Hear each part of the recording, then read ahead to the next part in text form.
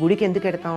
గుడి గొప్ప అయస్కాంత క్షేత్రం, చాలా పరమ పవిత్రంగా తయారు చేయబడి ఉంటుంది. స్వయంభూ దేవాలయాలు గనక అయినట్టయితే ఎక్కడైతే అయస్కాంత శక్తి మరింతగా ఉంటుందో అక్కడ దేవతా విగ్రహాలు లేక దేవతలు లేక దేవుడు ఆవిర్భవించటం, దాన్ని స్వయంభూ దేవాలయాలని అక్కడ నిర్మాణం చేయడం జరుగుతుంది. లేకపోతే కూడా ఎక్కడ పడితే అక్కడ దేవాలయాలు కట్టరు కదా. ఎక్కడ అయస్కాంత శక్తి ఎక్కువ ఉంటుందో అటువంటి ప్రదేశాన్నే ఎన్ని అందులో మరీ కేంద్ర స్థానంగా ఉన్నటువంటి చోట మూల విరాట్టుని ప్రతిష్ఠిస్తారు.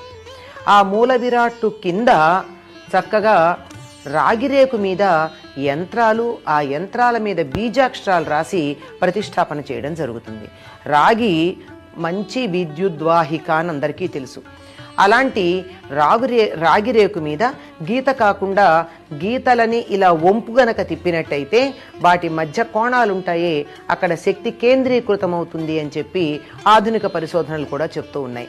అక్కడ బీజాక్షరాలు, శక్తి కేంద్రీకృతమయ్యేటటువంటి యంత్రము, అది కూడా రాగిరేకు మీద వేసి భూమి లోపల ప్రతిష్టాపించటం వల్ల ఆ పరిసరాల్లో ఉండేటటువంటి శక్తి అంతా అక్కడ కేంద్రీకృతమవుతుంది. దానితో పాటుగా ప్రతిష్ఠించేటటువంటి సమయంలో ఎంతో మంత్రపూతంగా చేస్తారు.